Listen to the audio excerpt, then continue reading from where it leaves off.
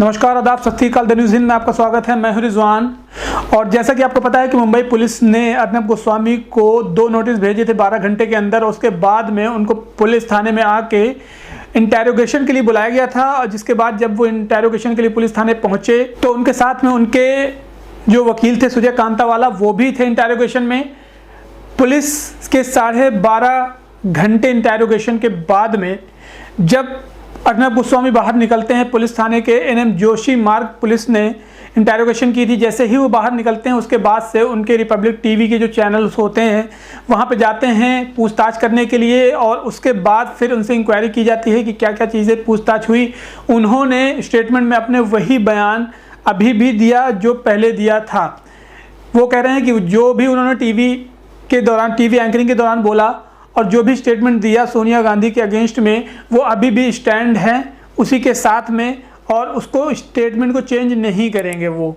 और आपको पता है कि जो स्टेटमेंट दिया गया था उसी की वजह से उनके ऊपर कई सारे अलग अलग स्टेट से एफआईआर की गई, और जिसकी वजह से अर्नब गोस्वामी को सुप्रीम कोर्ट ने 3 हफ्ते का अभी प्रोटेक्शन दिया हुआ है। 3 हफ्ते के प्रोटेक्शन के बाद में फिर से सुनवाई होगी। और फिलहाल पुलिस जो इंटेरोगेशन कर रही है उसकी जो पूरी चार्जशीट बनेगी, वो क्या इन्फॉर्मेशन है हम आपको देंगे। फिलहाल अर्नब गोस्वामी ने जैसे ही पुलिस थाने से निकलने के बाद में स्टेटमेंट दिया, वो क्या स्टेटमेंट दिया आप खुद सुनिए।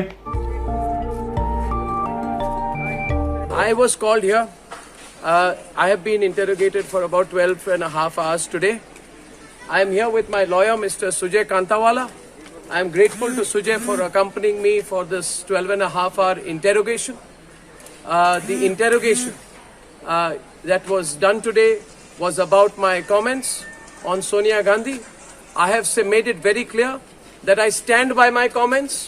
I have made it absolutely clear that everything that I have said is correct. I have said to the police my side of the story. They are completely satisfied. I have cooperated with the investigation under the notice which was given to me yesterday. And every single question I have put, including some facts which I have presented, some evidence which I have presented here today. And I am completely confident that truth will prevail on this, that any attempts to intimidate will not work. I am grateful for the Mumbai police for hearing me today. अब आप देख रहे हैं कि अर्नब गोस्वामी अभी भी उस statement में अड़े हुए हैं जो भी उन्होंने सोनिया गांधी के खिलाफ बोला था। और ये जो घटना थी पालघर की, जो 2 बेकसूर साधुओं की हत्या की गई, एक ड्राइवर की हत्या की गई, यहाँ पे जब सवाल आता है कि हत्या का, तो उस हत्या के मामले में कहीं ना कहीं राजनीतिक जो लोग हैं, जो राजनीति से जुड़े हुए हैं, अगर वो इस तरह के स्टेटमेंट देते हैं तो कहीं ना कहीं इस चीज़ को ये कहा जा सकता है कि भाई विपक्षी दल हैं, जिन लोगों ने विपक्षी दलों ने स्टेटमेंट दिया है, तो बहुत सारे ऐसे पार्टी वाले होते हैं कि वो स्टेटमेंट देते हैं कहीं ना कहीं आपको गलत साबित करने के लिए। लेकिन एक पत्रकार का जो फ़र्ज़ होता है, एक पत्रकार का जो नज़रिया होता है किसी भी मुद्दे को देखने का, वो सिर्फ कहीं ना कहीं उस पर फैक्ट निकाल के और आपको दिखाना, ना कि उस पे जाके राजनीति करना या उस पे राजनीति की रोटी सेकना, जो कि बहुत सारे बड़े बड़े पत्रकार आपने देखे हैं कि आके अर्नब गोस्वामी के अगेंस्ट में उन्होंने स्टेटमेंट दिया। हालांकि पत्रकार अर्नब गोस्वामी से ज़्यादा सीनियर्स हैं जो उन्होंने दिया स्टेटमेंट, और उन्होंने सिर्फ एक स्टेटमेंट दिया है कि अर्नब गोस्वामी जिस तरह की पत्रकारिता कर रहे हैं वो कहीं ना कहीं पत्रकारिता के ऊपर सवाल है। पालघर में 2 संतों और उनके ड्राइवर की जघन्य हत्या एक बहुत बड़ा अपराध है। कुछ ऐसे लोग जो टेलीविजन पर अपनी पहुंच बढ़ाने के लिए, टेलीविजन पर अपने आप को सुर्खियों में रखने के लिए जिस तरह से बयानबाजी करने लगे या इस तरह से टेलीविजन शो करने लगे, यह सवाल खड़े करने लगा कि आखिरकार पत्रकारों को क्या हो गया है। हम पत्रकारों का तो काम है कि जहां जो अपराध है, जो गलत है, उसे सामने लाएं, ध्यान आकर्षित करें सरकार का, किस पर कार्रवाई कीजिए। अगर सरकार कार्रवाई कर रही है तो चलिए उसमें हम दखल न दें, लेकिन कम से कम उसकी जांच की परतों को बाहर निकालें और जनता के सामने सत्य को सामने रखने की कोशिश करें। यह हमारी जिम्मेदारी है। कब से सेकने लगे पत्रकार रोटियां हत्याओं पर? 2 संतों की हत्या होती है और ऐसे में हम पत्रकार जगत के लोग उस पर अपना उल्लू सीधा करने लगे तो हमसे बड़ा चील कोई नहीं है, हमसे बड़ा कौवा कोई नहीं है। हमने राजनीतिज्ञों को हत्या पर रोटियां सेकते हुए देखा है, लेकिन पत्रकार कब से रोटियां सेकने लगे हत्याओं पर? जब हम दंगा पीड़ित क्षेत्र में जाते हैं रिपोर्टिंग करने के लिए और वहां पर अगर हम जानते हैं कि स्थिति तनावपूर्ण बनी हुई है तो क्या हम वहां पर उकसाने वाले सवाल पूछते हैं क्या? जर्नलिज्म का बेसिक सवाल है ना, बेसिक उसूल है ये, नहीं पूछते हैं ना। हम अच्छी रिपोर्टिंग करते हैं, बैलेंस्ड रिपोर्टिंग करते हैं, वहां किसी को उकसाते नहीं है, किसी की भावनाओं को भड़काते नहीं है, किसी को ठेस नहीं पहुंचाते हैं।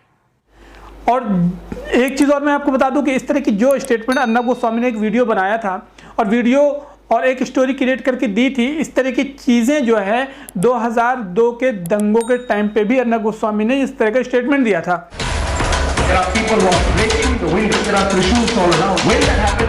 He claims his car came under attack while covering the 2002 Gujarat riots.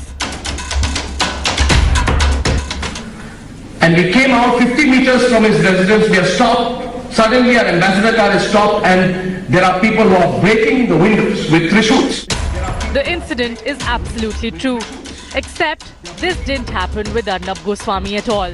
Talk about secularism, I have seen hate from up close and I know that group of people could have killed him. My first reaction was a mix of amusement and astonishment because it seemed like someone was pulling out a very good act. I don't remember seeing him at all in Gujarat at that time, but no, he wasn't there. I mean, When that happens, we are all told to repeat that. Arnab's bombastic claims busted by those who were actually on the ground. Should Arnab Goswami apologize for having lied about being attacked while covering the Gujarat riots? Who preaches from the pulpit, says every night the nation wants to know, now caught in a situation where the nation frankly wants to know from him what happened. Because here you've got, I'll just play that out for you from Assam, where Arnab Goswami is claiming that he got attacked just 50 meters off then Chief Minister Narendra Modi's residence in Gujarat while supposedly covering the Gujarat riots. Now, multiple people who were actually covering the Gujarat riots say that he came very briefly, well after the violence had subsided, and that no such thing happened with him. In fact, we spoke, and I'll play those reactions out for you in just a moment, to video journalists who were with the organization at the time that this incident took place. And remember, Rajdeep Sardesai, in his book published after the 2014 elections, describes at length what exactly happened. Every single thing, or most of what Arnab says, is true, except that it didn't happen with him. It actually happened with another journalist. और वो statement जो थी कहीं ना कहीं गलत थी, और इसके लिए आपने देखा होगा बड़े बड़े जो रिपोर्टर्स थे उन्होंने अपने टीवी चैनल पे ये रिपोर्ट चलाई थी और इसको गलत साबित किया था कि वो अर्नब गोस्वामी उस वक्त में जिस टाइम पे वहाँ पे दंगे हो रहे थे उनके होने का कोई भी सबूत वहाँ पे मौजूद नहीं होता है, ना ही कोई वीडियो फुटेज मिलती है, ना ही उनके कैमरे से रिकॉर्ड की गई कोई भी ऐसी फुटेज है जो कि वो दिखा के साबित कर पाए कि वो वहाँ पे थे। तो इस तरह की चीज़ें जब सामने आती हैं तो कहीं ना कहीं एक सवाल खड़ा होता है कि एक पत्रकार होने के बाद जिसको सबूत के साथ में सामने आना चाहिए, वो सिर्फ बातें करके कहीं ना कहीं अपने आप को डिफेंड करने की कोशिश कर रहा है। और यहाँ पे अभी ट्विटर में एक ट्रेंड चल रहा है बहुत ज़्यादा, वेल डन मुंबई पुलिस।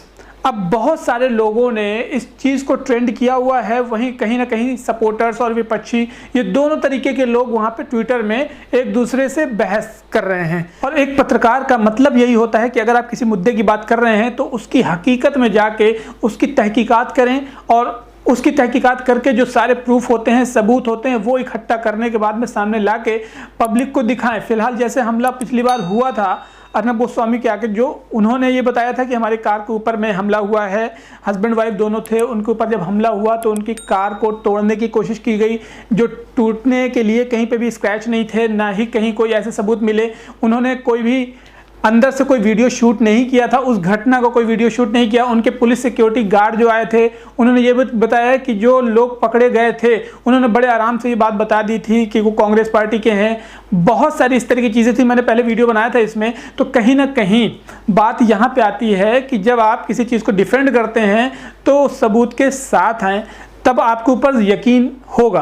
और अभी भी बहुत सारे लोगों के सवाल हैं जो अर्नब गोस्वामी के साथ में जो इंटरोगेशन हुई है और अब 21 दिन का टाइम दिया गया सुप्रीम कोर्ट ने जो दिया है, उसके बाद में सुप्रीम कोर्ट क्या एक्शन लेती है और अभी इंटरोगेशन के बाद में पुलिस का क्या स्टेटमेंट आता है, हम आपको द न्यूज़ हिंद के माध्यम से इन्फॉर्मेशन देते रहेंगे। फिलहाल इसमें जो मैंने आपको चीज़ें दिखाई हैं, आपसे एक रिक्वेस्ट करूँगा कि आप चैनल को सब्सक्राइब कर लें और शेयर करना ना भूलें वीडियो को, और नोटिफिकेशन बेल है बगल में, उस पर भी क्लिक कर दें ताकि आने वाले वीडियोस की नोटिफिकेशन आप तक पहुंचती रहेगी।